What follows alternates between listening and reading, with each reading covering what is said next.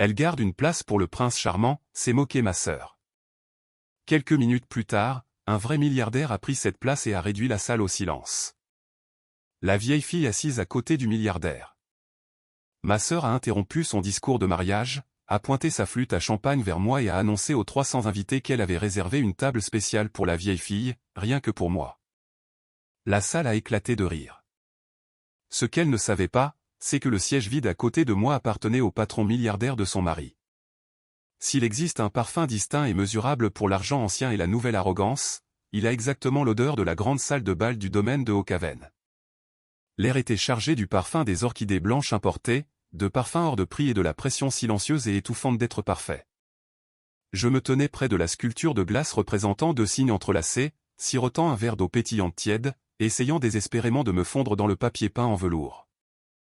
J'étais Clara Hastings, la sœur aînée de la mariée, nettement moins glamour. Aujourd'hui n'était pas mon jour.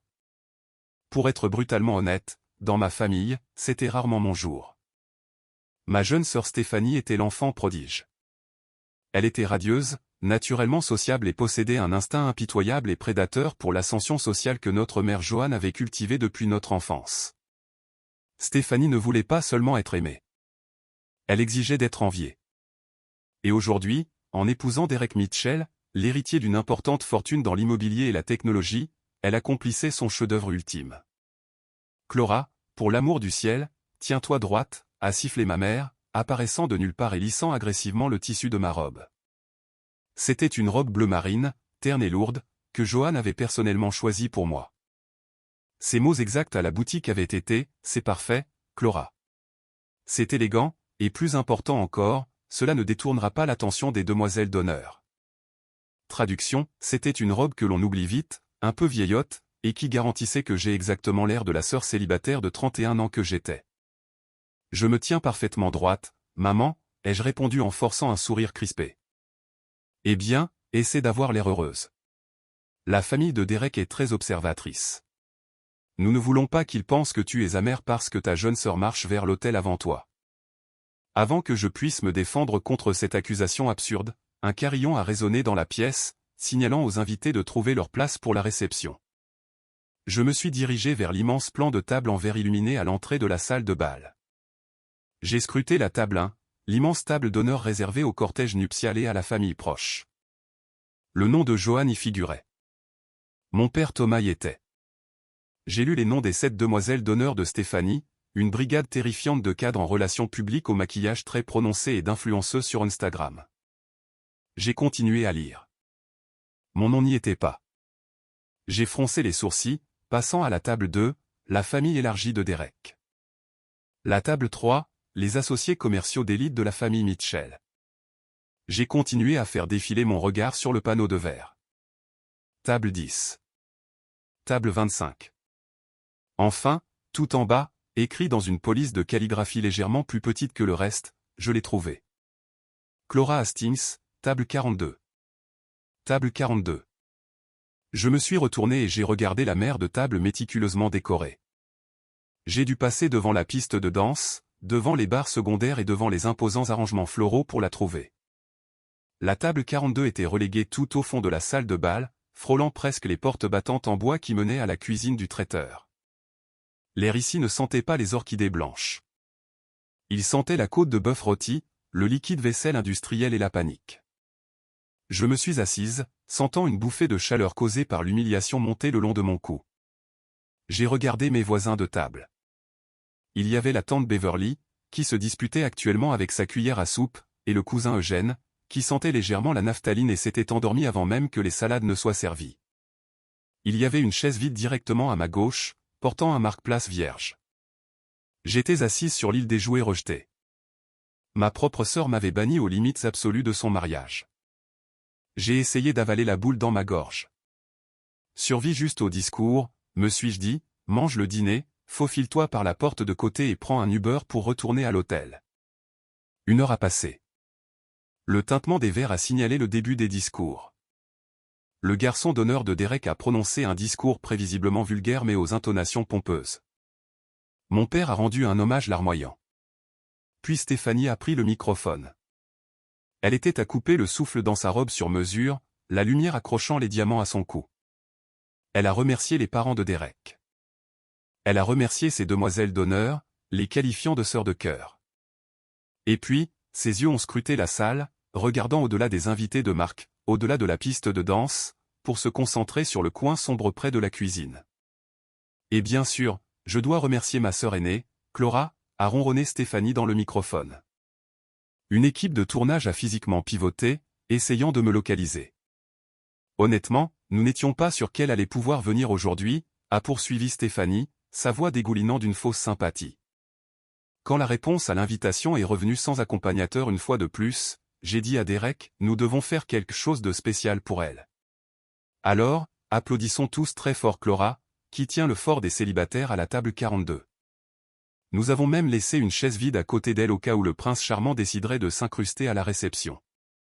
Le technicien de l'éclairage, parfaitement synchronisé par ma sœur, a dirigé un projecteur blanc, dur et aveuglant directement sur moi. Pendant 3 secondes angoissantes, il y a eu un silence. Puis les rires ont commencé. Ils ont ondulé à travers la pièce, les rires polis se transformant en un véritable amusement rugissant de la part de 300 étrangers. La tante Beverly a applaudi avec enthousiasme, totalement inconsciente de la cruauté de la plaisanterie. Je suis resté figé, le projecteur brûlant mes rétines. Je pouvais voir Stéphanie sourire à pleines dents à la table d'honneur, levant sa flûte à champagne dans ma direction. Derek riait tellement fort qu'il a dû essuyer une larme de son œil. Ce n'était pas seulement une blague. C'était une exécution publique de ma dignité. Elle voulait cimenter sa victoire, montrer à sa nouvelle belle famille d'élite exactement où je me situais dans la hiérarchie de la vie. J'étais l'exemple à ne pas suivre, la sœur vieille fille. Le projecteur s'est miséricordieusement éteint, me laissant cligner des yeux dans la pénombre de mon coin. La chaleur sur mon visage était insupportable. J'ai attrapé ma pochette, me préparant à me lever et à sortir par les portes de la cuisine derrière moi. Je me moquais bien de faire un scandale désormais. Je voulais juste disparaître. Mais juste au moment où ma main se refermait sur l'anse de mon sac à main, les lourdes portes en chaîne du couloir de service se sont ouvertes et un homme est entré. Il ne ressemblait pas à un traiteur, ni à un invité perdu. Il se déplaçait avec une grâce silencieuse et mortelle qui a instantanément fait s'écarter l'énergie frénétique du personnel de restauration autour de lui comme la mer Rouge. Il était grand, vêtu d'un costume sur mesure bleu nuit qui murmurait la richesse plutôt que de la crier, avec des cheveux sombres légèrement ébouriffés par le vent et une mâchoire anguleuse et tranchante. Il s'est arrêté, ajustant ses poignets, ses yeux sombres et perçants scrutant la pièce caverneuse. Il a regardé la grandiose table d'honneur, où Stéphanie se prélassait encore dans les applaudissements de son discours. Puis il a regardé le plan de table qu'il avait vraisemblablement récupéré dans le hall. Je l'observais depuis mon coin d'ombre. J'ai vu ses yeux se plisser alors qu'il regardait la table. J'ai suivi son regard. Juste à côté de Derek, à ce qui était clairement censé être une place d'honneur suprême, était assis un jeune homme tape à accent grave l'œil d'une vingtaine d'années vêtu d'un blazer en velours, qui filmait bruyamment une vidéo TikTok. Stéphanie, dans son obsession pour une image parfaite et une table d'honneur complète, avait dû paniquer lorsque cet invité mystérieux était en retard et avait rempli son siège vide avec l'un de ses amis influenceurs. L'homme n'avait pas l'air en colère. Au contraire, un sourire en coin ironique et très amusé se dessinait sur ses lèvres. Il a déposé le plan de table sur un plateau voisin, a contourné toute la mer de tables importantes et s'est dirigé directement vers le fond de la salle, vers les portes de la cuisine, vers la table 42. Je me suis figé lorsqu'il s'est arrêté pile à notre table. Il a regardé le cousin Eugène endormi, a fait un signe de tête polie à la tante Beverly, puis ses yeux se sont posés sur moi. De près, ses yeux étaient d'un gris orageux saisissant. Il a nonchalamment posé sa main sur le dossier de la chaise vide à côté de moi, la chaise du prince charmant au sujet de laquelle Stéphanie venait de se moquer de moi. « Dites-moi » a-t-il dit, d'une voix de baryton profonde et résonnante qui m'a donné un frisson involontaire dans le dos. Ce siège est-il vraiment réservé à un prince hypothétique, ou cela vous dérange-t-il si un retardataire profondément décalé s'incruste dans la forteresse? Je l'ai dévisagé, mon cerveau faisant un court-circuit. Vous avez entendu ça? Je me tenais dans le hall, a-t-il répondu, tirant la chaise et s'asseyant avec une élégance naturelle. Votre sœur a une excellente projection vocale et, semble-t-il, une personnalité terrifiante. Je suis Steven, au fait. Il m'a tendu la main. Je l'ai prise. Sa poigne était ferme et chaleureuse. Clara, la vieille fille soi-disant tragique de la table 42. Steven a laissé échapper un petit rire grave, prenant un verre d'eau propre et se versant à boire avec le pichet. Eh bien, Clara, en tant que personne qui évite activement le premier rang de ces cirques, je pense que la table 42 est le meilleur emplacement de la pièce. Nous avons un accès direct à la cuisine, une exposition minimale à l'ego de la mariée, et nous n'avons pas à faire semblant de nous intéresser au centre de table. Je n'ai pas pu retenir le rire qui s'est échappé de mes lèvres. L'humiliation écrasante d'il y a 5 minutes a commencé à s'estomper, remplacée par une curiosité bizarre et surréaliste. Qui êtes-vous? Vous n'êtes certainement pas de la famille de la mariée, et vous ne semblez pas assez arrogant pour être l'un des frères de fraternité de Derek. Steven a souri, prenant une gorgée d'eau. Je connais Derek par le travail. Il m'a invité. J'ai été retardé à Londres pour conclure une affaire, j'ai donc manqué la cérémonie. J'imagine que vous retrouver sous ce projecteur tout à l'heure a été toute une expérience pour vous. J'ai survécu à pire, ai-je menti, baissant les yeux sur mes mains. Stéphanie a une façon unique de se sentir plus grande en coupant les jambes de tous les autres. Le manque d'assurance porte généralement la robe la plus voyante, a noté Steven doucement. Il s'est légèrement penché, son attention entièrement fixée sur moi, me donnant l'impression que nous étions les deux seules personnes dans cette pièce chaotique. Pour ce que ça vaut, Clara, le bleu marine vous va bien. Vous êtes la seule femme dans cette pièce qui n'a pas l'air de vouloir désespérément prouver quelque chose. Une véritable rougeur est montée sur mes joues. Je n'avais pas reçu de compliments depuis des mois, encore moins de la part d'un homme qui avait l'air de pouvoir acheter et vendre tout le domaine de Oakhaven. Nous nous sommes lancés dans une conversation facile et magnétique. J'ai appris qu'il détestait le glaçage fondant, préférait le whisky au champagne, et trouvait que les mariages de la haute société étaient une étude psychologique fascinante sur la vanité humaine. Je me suis surprise à lui parler de mon cabinet d'architecture, de ma passion pour la restauration de bâtiments historiques et de la vie calme et paisible que je m'étais construite loin de l'ascension sociale acharnée de ma famille. Il m'écoutait avec une intensité qui était presque troublante, posant des questions pointues et intelligentes. Nous étions en train de rire d'une blague qu'il avait faite sur les ronflements du cousin Eugène quand j'ai remarqué un changement soudain dans l'atmosphère de la pièce. Le brouhaha ambiant avait baissé. J'ai levé les yeux. À la table 1, le marié Derek s'était levé. Il était pâle, translucide, en fait. Il regardait fixement en direction de notre coin, la bouche légèrement ouverte. Il a tapoté frénétiquement l'épaule de Stéphanie et a pointé des doigts tremblants vers la table 42. « Oh » ai-je murmuré. « Je crois que le marié vient de vous repérer. » Steven n'a même pas tourné la tête. Il a simplement pris une lente et délibérée gorgée d'eau. Laissez-le regarder. Stéphanie, suivant le doigt tremblant de son nouveau mari, a fixé les yeux sur notre table. Même à une trentaine de mètres de distance, je pouvais voir la confusion déformer son visage parfaitement poudré. Elle a chuchoté furieusement à Derek, qui avait l'air sur le point de faire un arrêt cardiaque. Soudain, Stéphanie a rassemblé son immense jupe volumineuse et a commencé à marcher à grands pas à travers la salle de bal. Derek la suivait comme un chiot terrifié.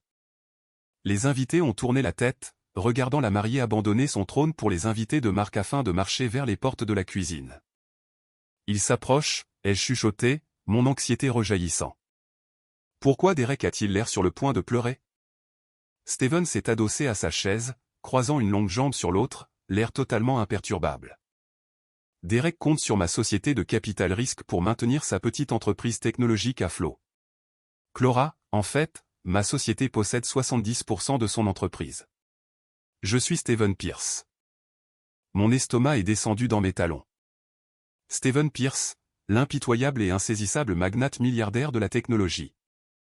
J'avais lu des articles sur lui dans le magazine Forbes. Il était l'homme qui finançait la fortune même avec laquelle Stéphanie se mariait. Vous êtes le patron de Derek, ai-je soufflé. Je préfère dire le propriétaire, a corrigé Steven avec une lueur sombre et amusée dans le regard. Et en ce moment, je ne suis qu'un homme assis à la meilleure table de la pièce. Stéphanie est arrivée à notre table légèrement essoufflée, ses yeux faisant des allers-retours frénétiques entre moi et le milliardaire assis nonchalamment à mes côtés.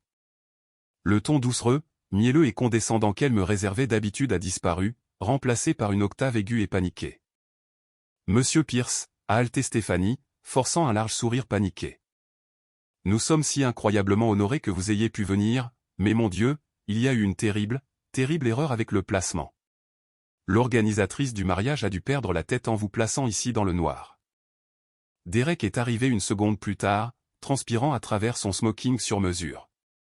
Monsieur, je suis tellement désolé. Nous avons une place pour vous à la table d'honneur juste à côté de nous. S'il vous plaît, laissez-moi vous escorter vers l'avant. Steven ne s'est pas levé. Il n'a même pas décroisé les jambes. Il a regardé Stéphanie, puis Derek, son expression se transformant en glace. Il n'y a aucune erreur, Derek, a déclaré Steven, sa voix assez froide pour geler le champagne dans leur verre. Je suis arrivé en retard et j'ai vu que ma place avait été donnée à quelqu'un qui filmait une chorégraphie. Alors, j'ai trouvé une place bien meilleure. Non, nous allons le virer, a interrompu Stéphanie désespérément, me foudroyant du regard comme si c'était en quelque sorte de ma faute. Nous allons débarrasser la table tout de suite. Vous ne pouvez absolument pas vous asseoir ici avec Clara. C'est la table de débordement. Steven a tourné la tête lentement, me regardant avec une chaleur qui contredisait complètement la glace qu'il dirigeait vers ma sœur. Je ne suis pas du tout d'accord, Stéphanie, a affirmé Steven, sa voix résonnant d'une autorité calme et absolue. Je passe une soirée véritablement merveilleuse, exactement là où je suis, à faire la connaissance de votre remarquable sœur. Alors, si cela ne vous dérange pas, nous étions au milieu d'une conversation. Le silence qui s'est abattu sur nous quatre était assourdissant. La mâchoire de Stéphanie était littéralement pendante. Derek avait l'air de vouloir que le sol l'engloutisse tout entier. Et moi, j'étais assise là, à la table 42, sentant le poids lourd et étouffant d'une vie entière d'humiliation se soulever soudainement de mes épaules. Le silence émanant de la table 42 semblait assez dense pour fissurer les fondations du domaine de Hawkhaven.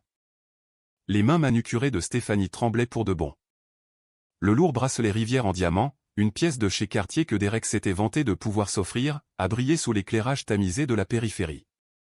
Ses yeux sont passés de l'expression inflexible de Steven à mon visage, cherchant une chute à cette blague qui ne venait pas.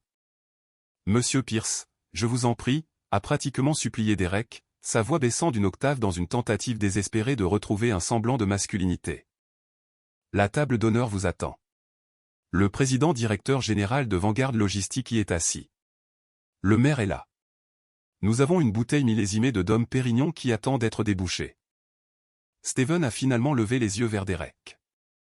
La lueur amusée dans ses yeux gris orageux avait totalement disparu, remplacée par le regard calculateur et glacial d'un homme qui démantelait régulièrement des entreprises avant son café du matin.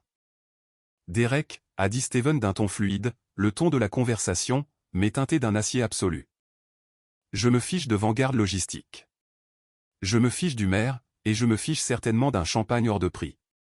Ce qui m'importe, c'est l'image d'un fondateur dont le financement de série B perd de l'argent à flot.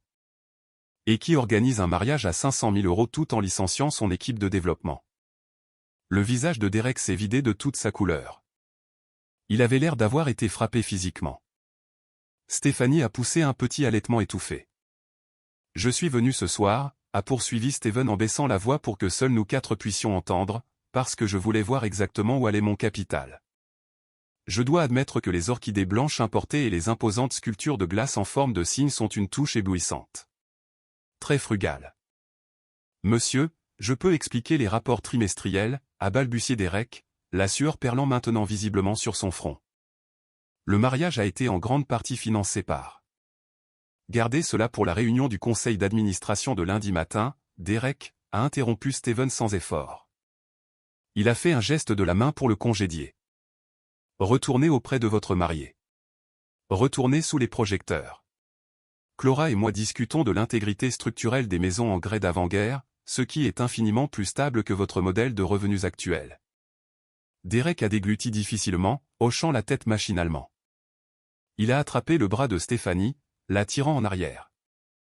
Ma sœur, pour la première fois de ses 30 années d'existence, était complètement et totalement sans voix. Elle m'a dévisagé, un mélange complexe d'horreur, d'envie et d'incrédulité pure déformant ses traits avant de se laisser traîner vers les lumières aveuglantes de la piste de danse.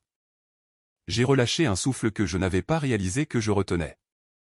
La tension dans mes épaules a lentement commencé à se dissiper. Était-ce strictement nécessaire, ai-je demandé doucement, en regardant Steven. Absolument, a-t-il répondu en prenant une gorgée d'eau calme. Je méprise les tyrans et je méprise les mauvais investissements. Derek se trouve être les deux. De plus, il vous a interrompu. Vous me parliez de la restauration de l'immeuble Kensington. Et juste comme ça, le milliardaire a reporté son attention sur moi, agissant comme s'il ne venait pas de décapiter mentalement le marié à sa propre réception de mariage. Au cours des 2 heures suivantes, un phénomène bizarre s'est produit. La table 42, l'île des jouets rejetés poussés contre les portes de la restauration, est devenue discrètement le centre de gravité absolu de la salle de bal.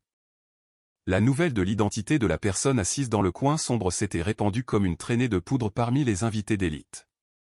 Soudain, le chemin isolé menant à notre table est devenu l'itinéraire le plus fréquenté de la salle. Des politiciens de premier plan, de riches mondains et des cadres de la technologie ont commencé à faire des détours évidents et douloureusement transparents par notre table, dans l'espoir d'attirer l'attention de Steven. Chaque fois que quelqu'un osait s'approcher et nous interrompre, Steven était d'une politesse irréprochable, mais impitoyablement bref. Et à chaque fois, sans faute, il me présentait. « Jonathan, ravi de vous voir. Avez-vous rencontré Clara Hastings? Elle est l'architecte en chef chez Weston et Hughes, disait Steven, la main posée légèrement sur le dossier de ma chaise. Ces titans de l'industrie, des personnes qui regarderaient normalement à travers une femme dans une robe bleu marine vieillotte, étaient soudainement obligés de me serrer la main. De me poser des questions sur mon travail et de me traiter avec une profonde révérence parce que Stephen Pierce l'exigeait. J'ai regardé Stéphanie de l'autre côté de la pièce. Elle était assise à sa magnifique table d'honneur, entourée de ses amis influenceurs et du maire. Pourtant, elle avait l'air tout à fait misérable. Sa grande nuit triomphale avait été détournée. Le photographe, sentant la véritable dynamique de pouvoir dans la salle, continuait de tourner subtilement son objectif vers la table 42. Puis est venu le test ultime, ma mère. J'ai vu Joanne traverser la salle, esquivant les serveurs avec la détermination d'un missile à tête chercheuse. Elle avait remis du rouge à lèvres et affichait son sourire aristocratique le plus flatteur. « Oh, Clara, chérie » a roucoulé bruyamment Joanne en s'approchant, me serrant l'épaule avec une affection feinte. Je t'ai cherché partout. J'ai presque ri. J'étais assise exactement sur la même chaise qu'elle m'avait pratiquement attribuée. Joanne a immédiatement fait pivoter tout son corps pour faire face à Steven. Et vous devez être Stephen Pierce. Je suis Joanne Hastings, la mère de la mariée. Nous sommes tellement ravis que vous ayez pu nous honorer de votre présence. Derek dit le plus grand bien de vous. Steven s'est levé, une courtoisie qu'il n'avait pas pris la peine d'accorder au maire. Il a boutonné sa veste de costume, regardant ma mère de haut avec un détachement poli et glacial. Madame Hastings, a dit Steven, vous devez être incroyablement fière. Joanne a rayonné, bombant le torse. Oh, oui. Stéphanie est tout simplement radieuse aujourd'hui, n'est-ce pas? Elle et Derek forment le couple parfait. Je ne parlais pas de Stéphanie, a corrigé Steven avec fluidité. Je parlais de Clara. J'ai été fasciné par ses idées sur la restauration historique toute la soirée. Il est rare de trouver quelqu'un avec un esprit aussi brillant et authentique dans des foules comme celle-ci. Vous avez élevé une femme remarquable. Ma mère s'est figée. Son sourire est resté, mais ses yeux sont devenus vides. Elle m'a regardé, véritablement confuse, comme si elle me voyait pour la toute première fois. Elle avait passé sa vie entière à préparer Stéphanie pour les projecteurs, complètement inconsciente du fait que je n'avais pas besoin de projecteurs. J'avais juste besoin du bon public. Oui, eh bien, Clara a toujours été notre travailleuse discrète, a bredouillé Joanne, visiblement mal à l'aise de me faire des louanges. Profitez de la soirée, Monsieur Pierce. Elle s'est éloignée à la hâte, complètement dépassée par les événements. Steven s'est rassis, tournant ses yeux gris orageux vers moi. Je pense, a-t-il murmuré, que nous avons causé assez de dommages collatéraux pour une soirée. En avez-vous eu assez de la côte de bœuf et de la vanité? J'ai regardé mon verre d'eau vide, puis la piste de danse où Derek avalait agressivement un verre de tequila, ressemblant à un homme marchant vers la potence. Plus qu'assez, ai-je souri. Bien, a dit Steven, se levant et me tendant la main, car l'air ici est étouffant et il y a un petit restaurant italien tranquille près de la 5e avenue qui fait un risotto aux truffes qui vous fera totalement oublier cette soirée. Sortons d'ici. Je n'ai pas hésité. J'ai placé ma main dans la sienne. Nous n'avons pas traversé la piste de danse pour faire une grande sortie. Nous ne nous sommes pas arrêtés à la table d'honneur pour faire nos adieux. Au lieu de cela, nous avons poussé les lourdes portes en bois de la restauration juste derrière la table 42, nous glissant dans la cuisine chaotique éclairée au néon. Nous avons navigué entre les chefs en sueur et les piles imposantes d'assiettes sales, émergeant par la sortie de service à l'arrière dans l'air frais et vif de l'automne. Une élégante Maybach noire tournait au ralenti près du quai de chargement. Un chauffeur est immédiatement sorti pour ouvrir la porte. En me glissant sur les sièges en cuir, j'ai regardé en arrière vers le grand extérieur du domaine de Hawkaven. Les basses étouffées de l'animateur du mariage résonnaient contre les murs de briques. À l'intérieur, ma sœur avait tout ce pourquoi elle avait toujours comploté. Mais alors que la voiture s'éloignait, laissant le domaine dans le rétroviseur, j'ai réalisé que je ne l'enviais pas une seule seconde. J'étais libre. Les mois suivants se sont déroulés comme une séquence ultra rapide de karma divin.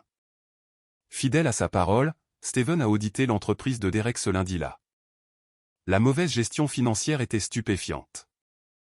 Derek a été sans cérémonie dépouillé de son titre de président-directeur général, rétrogradé à un rôle opérationnel standard avec ses parts réduites.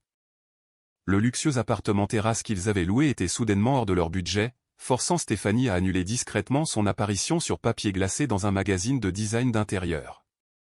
Ils sont restés mariés, mais la façade de perfection était brisée. Les publications de Stéphanie sur les réseaux sociaux sont devenues nettement moins fréquentes, l'étincelle arrogante remplacée par un besoin frénétique de prouver qu'ils étaient toujours pertinents. Quant à moi, ma vie a pris une trajectoire complètement différente. Pendant notre dîner ce soir-là, Steven ne m'a pas seulement offert une romance. Il m'a offert le contrat d'une vie.